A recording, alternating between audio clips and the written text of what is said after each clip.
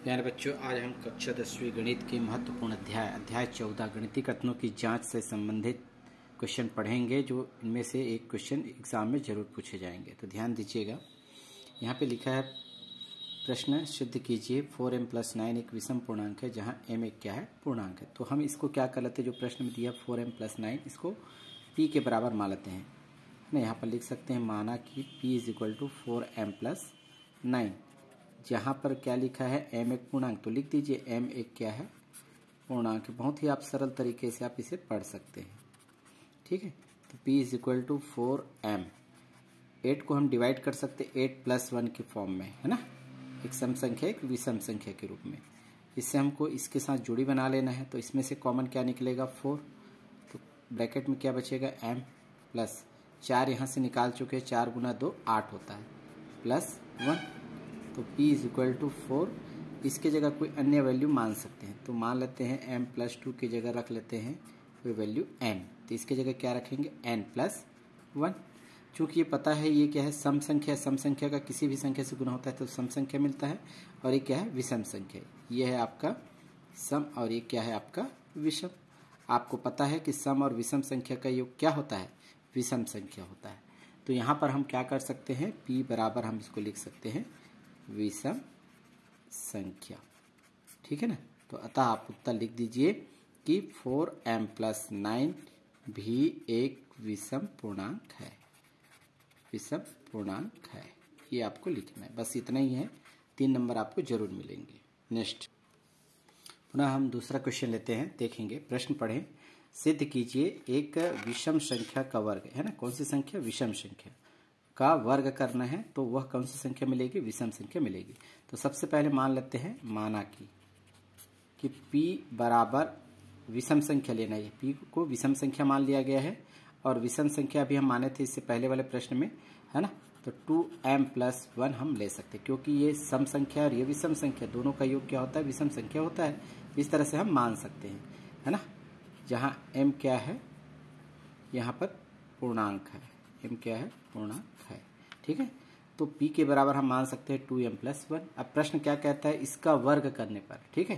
तो इस संख्या का आपको क्या करना है, वर्ग करना है। p बराबर 2m + 1 का वर्ग, ठीक है।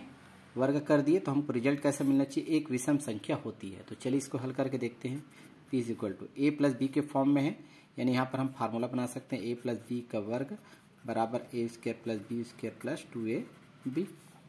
तो यहाँ पर आगे प्रोसेस करेंगे। a की जगह 2m है तो यानी 2m का वर्ग होगा, प्लस b का वर्ग यानी 1 का वर्ग 1 होता है, प्लस 2ab, 2 का 2, a की जगह है 2m और पॉइंट और b की जगह है 1। आपस में हम इसको गुना करेंगे, 2m का स्क्वायर करेंगे तो क्या मिलेगा हमको, 4m² प्लस 1 का 1 और 2 2 और m का गुना करेंगे, है ना। तो 2 2 कितना होगा, 4m का m। इस तरह से यदि हम m वाले पद को एक जगह रख सकते हैं, 4m² प्लस 4m, है ना, प्लस 1। इसका एक समूह बना दीजिए। p = इसमें से क्या कॉमन निकल सकता है, 4 कॉमन निकल सकता है और क्या बचेगा, अंदर में m² प्लस m प्लस 1। इसके जगह कोई वैल्यू मान लीजिए, जैसे पिछले प्रश्न में माना गया था m² प्लस m = क्या मान लेते हैं, n मान लेते हैं। तो p बराबर क्या होगा, 4n + 1। तो ये कौन सी संख्या है, सम संख्या है। और ये कौन सी संख्या है, विषम संख्या है। और हमें पता है कि सम संख्या और विषम संख्या का योग क्या होता है, विषम पूर्णांक होता है। तो ये विषम पूर्णांक आएगा कि नहीं आएगा। तो अतः हम क्या लिख सकते हैं, अतः कि यहाँ पर जो दी गई है विषम संख्या यानी 2m + 1 भी विषम पूर्णांक है। हमने माना था इसको विषम पूर्णांक है। इस तरह से आप सवाल को बनाइए, आपको पूरे नंबर मिलेंगे। वीडियो को देख लीजिए अच्छे से। नेक्स्ट अगला प्रश्न देखते हैं। प्रश्न दिया गया, सिद्ध कीजिए किन्हीं 2 क्रमागत विषम संख्या, यानी क्रमागत यानी कंटिन्यू 2 विषम संख्या मानना है, ठीक है। तो माना कि लिख लेते हैं, माना कि 2 क्रमागत विषम संख्या है। तो विषम संख्या भी हम हल कर चुके हैं। 2n + 1 एक मान लेते हैं और दूसरे विषम संख्या 2n + 3 मान लेते हैं, ठीक है। क्योंकि सम और विषम विषम होता है और सम और विषम विषम संख्या होता है। तो 2 क्रमागत विषम संख्या मिल जाएगी हमको। तो यहाँ पर आप इसको p के बराबर मानिए। p बराबर 2n + 1 + 2n + 3। तो p इज इक्वल टू यहाँ पर 2n और 2n को जोड़ेंगे तो क्या होगा 4n + 1 + 3 का योग करेंगे तो क्या होगा 4। इस तरह से 4 इसमें से कॉमन निकाल दीजिए तो क्या बचेगा n प्लस यहाँ पर कुछ नहीं तो 1 तो बचेगा 1। अब इसमें आप देख रहे हैं कि 4 और ये बचा है, इसकी जगह कोई भी मान सकते हैं। n + 1 इज इक्वल टू चाहे तो आप k मान लो, तो क्या हो जाएगा 4k। तो यहाँ पर आप देख पा रहे हैं क्या पूछा गया, उत्तर लाना है। योग करने पर क्या आना चाहिए 4 का गुणज। तो हमने दोनों का योग किया था, तो यहाँ पर देखो 4 का गुणज है कि नहीं है। तो यहाँ पर लिख सकते हैं अतः, है ना। यहाँ पर हम बता सकते हैं कि दी गई, है ना, संख्याएं 4 का गुणज है। इस तरह से आपको लिखना है। इसी क्रम में चौथे नंबर का क्वेश्चन देखते हैं, ये भी इंपॉर्टेंट है। सिद्ध कीजिए कि इन्हें 3 क्रमागत सम संख्या लेना है ना। तो सम संख्या आपको मानना पड़ेगा। माना कि 3 क्रमागत सम संख्याएं, सम संख्याएं इस तरह से प्राप्त होगी। 2n - 1 ले सकते हैं, 2 ले सकते हैं, 2n व 2n + 2।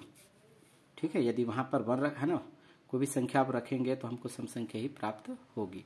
इस तरह से, क्योंकि यहाँ पर n बिलोंग करता है, फॉर ऑल n बिलोंग करता है नेचुरल नंबर पर। तो इस तरह से हम 3 क्रमागत सम संख्याएं ले सकते हैं। लेने के बाद आपको क्या दिया गया है कि सम संख्याओं का योग करना है। तो p बराबर आप योग करें 2n - 2 + 2n + 2n + 2। ठीक है, तो यहाँ पर आपको दिखाई दे रहा है 2n 2n 2n, तो क्या होगा 6n होगा। और +2 और -2 क्या हो जाएगा, कैंसिल हो जाएगा। तो यहाँ पर क्या आया, n आया। तो n किसका गुणज है, 6 का गुणज। आपको क्या पूछे, 6 का गुणज होना चाहिए। तो यहाँ पर आप लिख सकते हैं, चूँकि n जो है ना, यानी कि यहाँ पर n 6 का गुणज है।